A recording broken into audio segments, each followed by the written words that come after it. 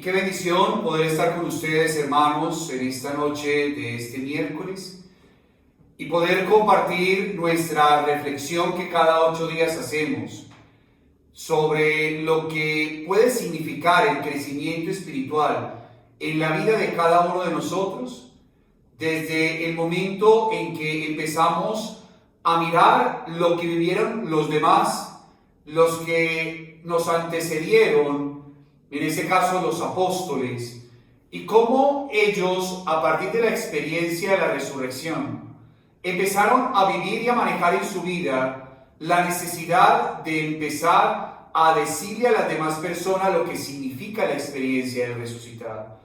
Es muy fácil cuando uno se convierte en esta vida en cuentero de Dios. ¿Qué es un cuentero de Dios? Un cuentero de Dios son esos seres humanos que hablan de una experiencia que no tienen de Dios. Cuando uno se deja moldear por Dios, cuando uno deja que su corazón se vaya llenando de la presencia de Él, porque como dice el libro del Apocalipsis, estoy a la puerta y llamo, si me dejo tocar por Él y dejo que Él entre en mi vida, hay una experiencia que se convierte en una transformación del ser humano que va haciendo que los demás vayan convirtiéndose o vayan seduciéndose por la experiencia de Dios que tenemos cada uno de nosotros. Es más, lo que a usted y a mí nos ha pasado, le ha pasado o le está pasando a muchísimas personas. Muchísimas personas en este momento están viviendo la misma situación, con las mismas realidades, con los mismos problemas, con los mismos sentimientos de angustia, con los mismos sentimientos de depresión, con los mismos sentimientos inclusive de ansiedad. Pero la diferencia radica en que usted y yo vamos teniendo la posibilidad de empezar a ahondar a través de la experiencia de la resurrección del resucitado y empezar a encontrar la respuesta o la manera como vamos saliendo de estas cosas. Sí o sí, eso hace que nuestra vida se convierta en un testimonio hacia los demás. Porque yo estoy convencido que las palabras, no sé, se convence la gente, o la gente cree en las palabras. Las palabras son importantes porque las palabras crean realidades, pero es el testimonio de un ser humano tocado por la presencia de Dios que hace que el otro ser humano le abra la puerta al corazón de Dios. Veíamos lo que pasó con Esteban, este hombre lleno del Espíritu Santo que salió a predicar el Evangelio, que salió a predicar sin ningún tipo de miedo, que ahí está la clave del crecimiento espiritual.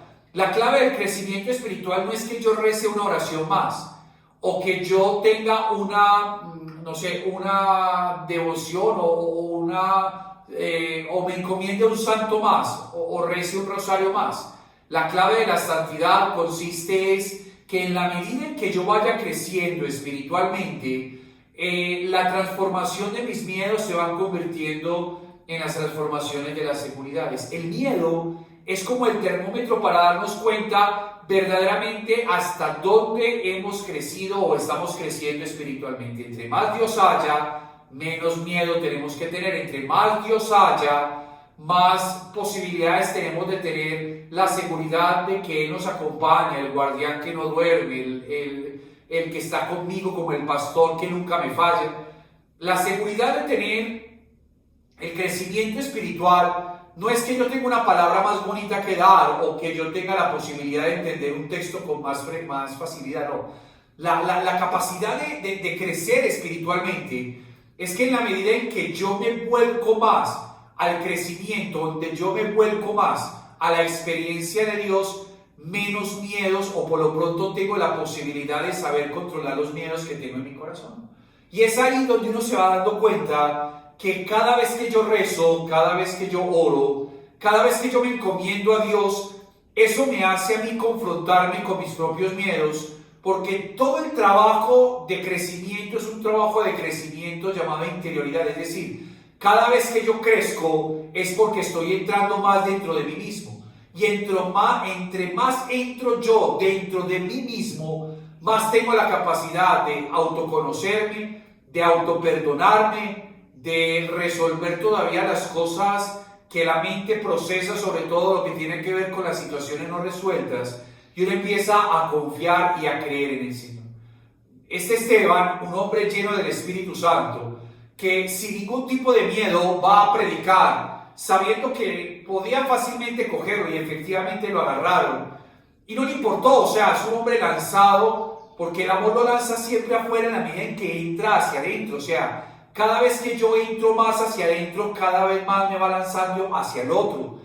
Y uno va aprendiendo a amar al otro a la manera del otro y no a la manera mía. O sea, yo voy amando en la medida en que voy metiéndome en la vida del otro, en la manera que yo voy ayudándole al otro, pero sobre todo en la medida en que yo voy entendiendo que el otro también tiene muchas cosas que enseñarme en el camino de la existencia.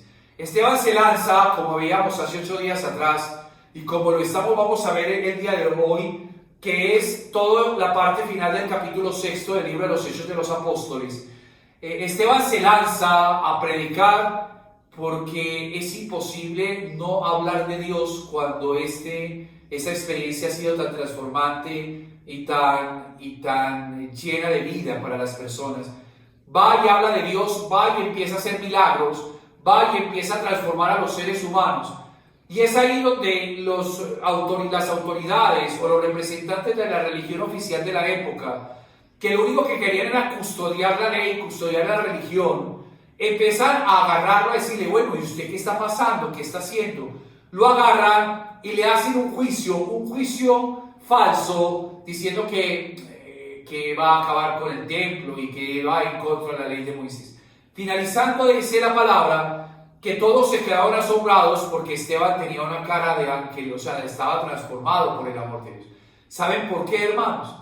Porque una de las cosas más impresionantes, si es en la medida en que yo voy creciendo, en la medida en que yo voy orando, no solamente voy transformando mis miedos en seguridades en la presencia de Dios, y es que en los momentos difíciles, es ahí en los momentos de confrontación, en los momentos de dificultad, donde aflora la verdadera personalidad de cada uno de nosotros. O sea, cuando uno quiere saber qué es, ponga una persona bajo presión para que se dé cuenta cómo reacciona frente a eso.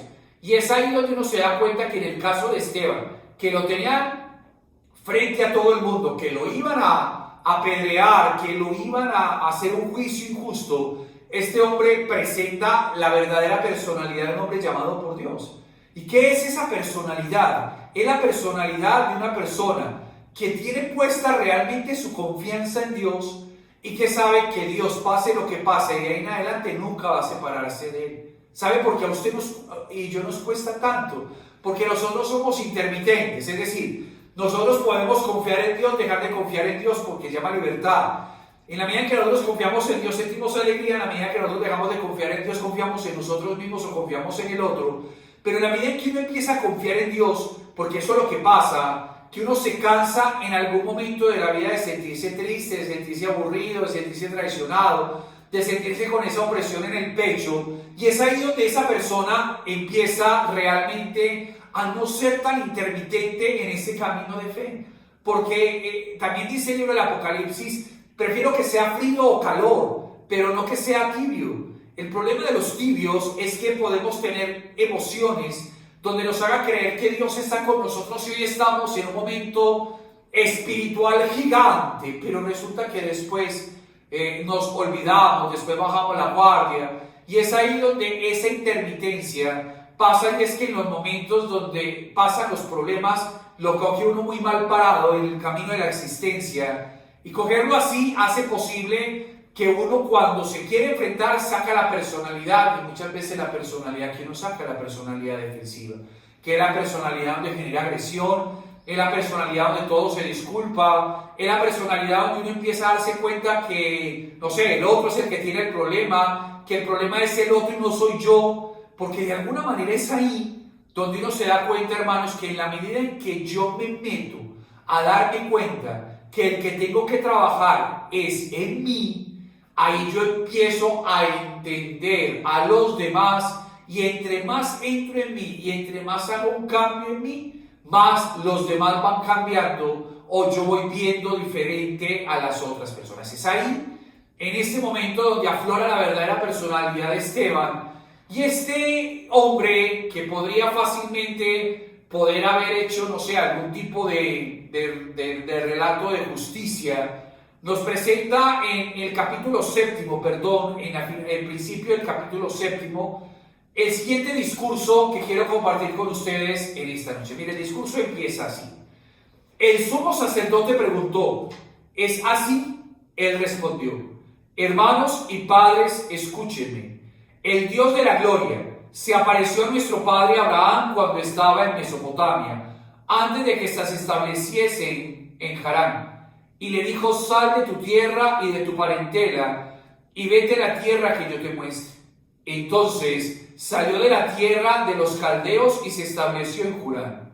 Y después de morir su padre, Dios le hizo emigrar de allí, de esa tierra que ustedes, de allí de esa tierra a esta tierra que ustedes habitan ahora. Y no le dio en ella en heredad ni la medida de la planta del pie, sino que prometió dársela en posesión a él y a su descendencia después de él, aunque no tenía ningún hijo. Dios habló así: tus descendientes residirán como forasteros en tierra extraña, les esclavizarán y les maltratarán durante 400 años. Pero yo juzgaré, dijo Dios, a las naciones a las que sirvan como esclavos, y después saldrán y me darán culto en este mismo lugar. Les dijo además la alianza de la circuncisión, y así al engendrar a Isaac, Abraham le circuncidó al 8º día, y lo mismo Isaac a Jacob y Jacob a los 12 patriarcas. Los patriarcas, envidiosos de José, le vendieron con destino a Egipto, pero Dios estaba con él y le libró de todas las tribulaciones. Le dio gracia y sabiduría ante el faraón rey de Egipto, quien le nombró gobernador de Egipto y de toda su casa. Sobrevino entonces en todo Egipto y en Canaán hambre y gran tribulación. Nuestros padres no encontraban víveres, pero al ir Jacob, que había trigo en Egipto, envió a nuestros padres una primera vez. La segunda vez José se dio a conocer a sus hermanos y conoció Faraón el linaje de José. Josué envió a buscar a su padre Jacob y a toda su parentela, que se componía de 75 personas. Jacob bajó a Egipto, donde murió él y también nuestros padres, y fueron trasladados a Siquem y depositados en el sepulcro que había comprado Abraham a precio de plata a los hijos de Hamor, padre de Siquem. Conforme se iba acercando el tiempo de la promesa que Dios había hecho a Abraham, creció el pueblo y se multiplicó en Egipto, hasta que se alzó un nuevo rey en Egipto que no se acordó de José, obrando astutamente contra nuestro linaje. Este rey maltrató a nuestros padres hasta obligarles a exponer sus niños para que no vivieran. En esta coyuntura nació Moisés, que era hermoso a los ojos de Dios. Durante 3 meses fue criado en la casa de su padre. Después fue expuesto y lo recogió la hija del faraón, quien lo crió como hijo suyo.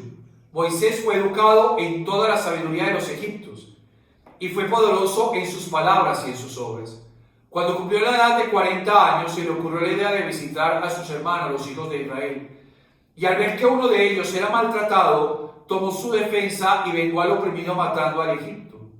Pensaba él que sus hermanos comprendieran que Dios le daría la salvación por su mano, pero ellos no lo comprendieron. Al día siguiente, se le presentó mientras estaba peleándose y trataba de ponerle en paz diciendo: amigo, que no sois hermanos, ¿por qué os maltratan unos a otros?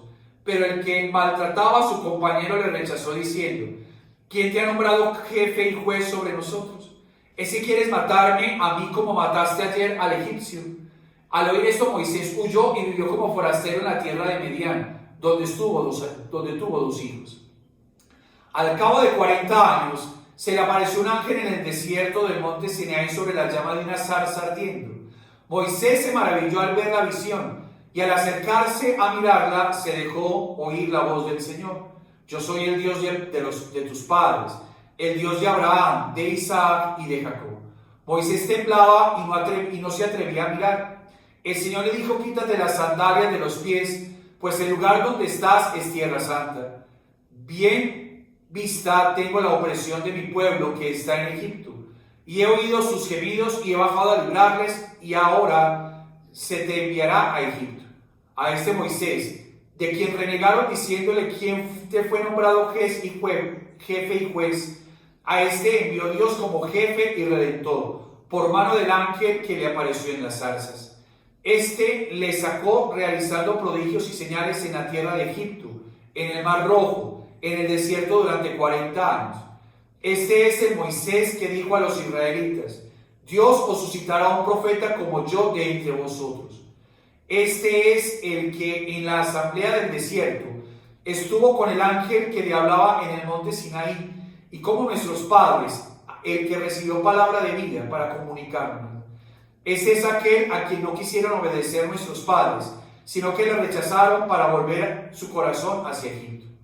Y dijeron a Aarón: haznos dioses que vayan delante de nosotros, porque este Moisés que nos sacó de la tierra de Egipto no sabemos qué ha sido de él.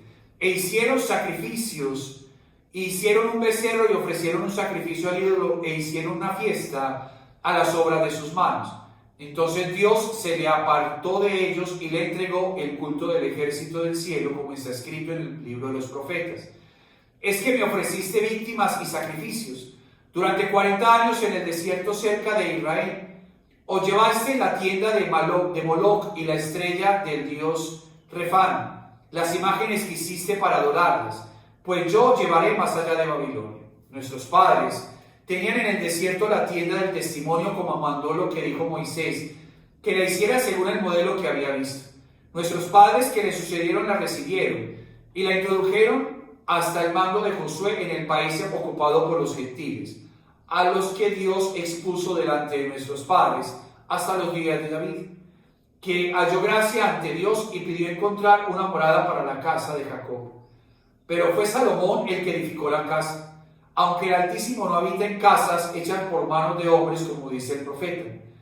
El cielo es mi trono, la tierra el escabel de mis pies. Dice el Señor: ¿qué casa me edificáis? ¿O cuál será el lugar de mi descanso? ¿Es que no ha hecho mi mano todas estas cosas? Duros de servicio, incircuncisos de corazón y de oídos, vosotros siempre resistís al Espíritu Santo. Como vuestros padres, así vosotros. ¿A qué profeta no persiguieron vuestros padres?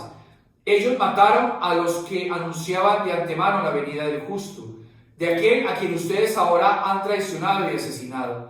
Ustedes que recibieron la ley por mediación de ángeles y no la han guardado.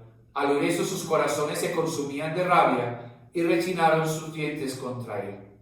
Pero él, lleno del Espíritu Santo, miró fijamente al cielo, vio la gloria de Dios y a Jesús que estaba en pie a la diestra de Dios, y dijo: estoy viendo los cielos abiertos y al Hijo del Hombre que está al pie a la diestra de Dios. Entonces, gritando fuertemente, se taparon sus oídos, se precipitaron todos a una sobre él, le echaron fuera de la ciudad y empezaron a apedrearle. Los testigos pusieron sus vestidos a los pies de un joven llamado Saulo. Mientras le apedreaban, Esteban hacía esta invocación: Señor Jesús, recibe mi espíritu. Después dobló la rodilla y dijo con fuerte voz: Señor, no le tengas en cuenta este pecado. Y diciendo esto, se lo dio. Aunque parezca muy largo, hermanos, hay elementos muy importantes en lo que les acabo de leer. Hay varios. El primero, Esteban empieza a hacer un recorrido en la historia del pueblo de Israel, un recorrido que va desde lo que puede significar Abraham, lo que puede significar Jacob, lo que puede significar Moisés, lo que puede significar David, que son los pilares en la religión judía. O sea, cómo Dios le habló y cómo Dios va mostrando la historia de la salvación para poder llegar a Jesús. Es decir, Jesús hace parte de la historia de la salvación como la promesa del Padre. ¿Cuál es la promesa siempre del Padre? La promesa del Padre es que cuando el pueblo esté alejado o cuando el pueblo se haya olvidado de Dios, mandará profetas para que vuelvan otra vez a encarrilarse en el camino de Dios. Y el camino de Dios solamente es un camino donde uno se deja amar por Dios. El problema de eso es que a veces uno llega al camino de fe, uno llega a la experiencia de Dios sabiendo que podría haberse ahorrado muchos dolores de cabeza si empezáramos a vivir una vida espiritual donde de alguna manera todo lo que nos pase a los seres humanos podríamos fácilmente haberlo resuelto o Dios se hubiera encargado de mostrarnos la manera de organizarlo, pero llegamos más al final. A veces llegamos ya cuando estamos en las últimas, o cuando queremos tirar la toalla, o simplemente cuando hemos perdido la fe. Es ahí donde Esteban nos habla de no tenemos que esperar a que estemos muy mal para abrir el corazón a Dios. En cualquier momento de la existencia, cualquiera de nosotros, en cualquier instante de la vida, podemos abrirle el corazón a Dios y podemos dejar que Dios actúe en el corazón de cada uno de nosotros. ¿Por qué? Porque es que el camino, Dios no quiere que pasemos cosas, o sea, Dios no quiere que nos sigamos estrellando, Dios quiere que aprendamos a vivir en paz. Y para eso tenemos que aceptar que usted y yo no podemos hacer nada si no estamos en las manos. Lo segundo, y es que de verdad que cuando uno empieza a vivir una experiencia de fe, una de las cosas que uno tiene que entender es que uno se vuelve impopular. O sea, este camino no es un camino que genere algún tipo de aceptación social o algún tipo de aceptación de los demás, porque es que este camino no es solamente un camino de emociones, es un camino de compromiso. ¿Y cuál es el compromiso de este camino? El compromiso de este camino es que uno empieza a vivir una experiencia diferente, a vivir una experiencia donde si usted me lastima yo te perdono, donde yo lastimo y puedo pedir perdón, una experiencia donde yo me preocupe más por la vida de los demás, donde uno empieza a darse cuenta que el Lázaro del Evangelio está en la puerta de la casa de nosotros y yo puedo ayudarle más a los demás. Y es ahí donde yo aprendo a entender que este camino no es un camino socialmente tan aceptable que uno parece. No es un camino de moda, no es un camino donde uno está acá porque, no sé, porque es la moda. No, porque este camino lo cambia a uno. Este camino uno empieza a ver las cosas de una manera diferente. Este camino uno empieza a orar por el que me persigue. Este camino empieza uno a orar por el que trata mal. Este camino empieza uno a orar no solamente por mis amigos, por mis compinches, sino por el otro. Y uno empieza a hablar menos mal del otro y empieza a orar por el otro y a hablar de Dios por el otro. Imagínense todo lo impopular que puede llegar a ser este camino. Y este camino tiene una cosa muy clara. Y es que así como Esteban murió apedreado, en este camino uno tiene que apedrearse, pero no con piedras reales, sino con el dominio de nosotros mismos, aprendiendo a darnos cuenta que uno de los grandes problemas de los seres humanos, a saber, y es que cuando Dios a mí me perdona, yo no soy capaz de perdonarme a mí mismo. Eso es importantísimo y quiero que me lo escuche con amor y misericordia. Somos especialistas en seguirnos dando palo por las cosas que hicimos. Hace unos días escuchaba una frase a la cual yo estoy convencido de eso, y es que Dios no tiene memoria. Eso significa que Dios no tiene memoria de su pecado ni el mío.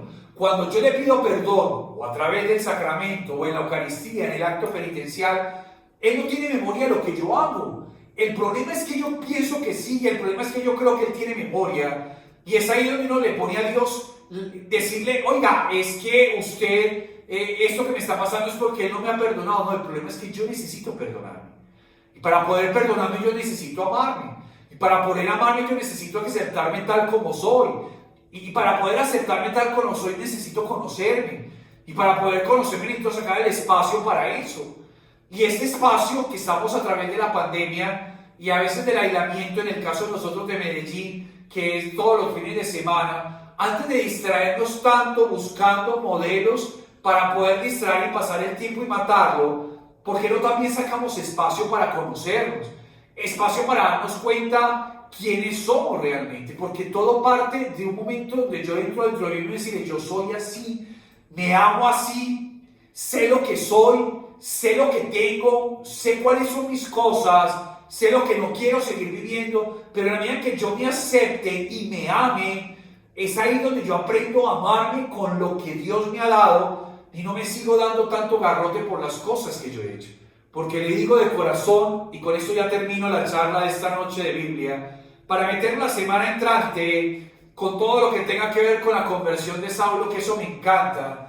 Y es que en la medida en que uno empieza a crecer espiritualmente, uno se da dando cuenta, hermanos, que lo que yo he hecho en mi vida, bueno o malo, no tiene nada que ver con todas las cosas, lo que yo he hecho malo en la vida no tiene nada que ver con las cosas buenas que yo tengo. Y a veces nos olvidamos de sacar todas esas cosas, esos potenciales, esos dones que el Señor me ha regalado. Y es ahí donde nos enfrascamos en, es que yo soy malo, es que yo hablo mal, es que yo esto, es que yo pienso.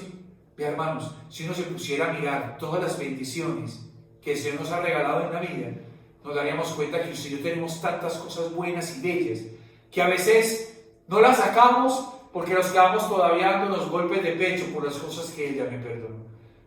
Y antes de terminar, una de las cosas más hermosas que pasa en el versículo final, y es que Esteban le dice, Señor, perdónalos y recibe mi espíritu. Y es que de alguna manera uno aprende a darse cuenta que el perdón, y por ahí nos metemos dentro de 8 días, el perdón es la clave del amor. O sea, cada vez que yo perdono, yo estoy sintiendo en mi corazón que mi corazón se llena de amor. Hay que aprender a vivir la vida, ese regalo más grande que Dios nos da. Vivamos la existencia con mucho amor, no nos pongamos más tercos con Dios, seamos más sumisos a su voluntad. Y le digo de corazón, de esto cada día más vamos aprendiendo a salir adelante y a conocernos como seres humanos. Un abrazo muy especial, que el Señor lo bendiga.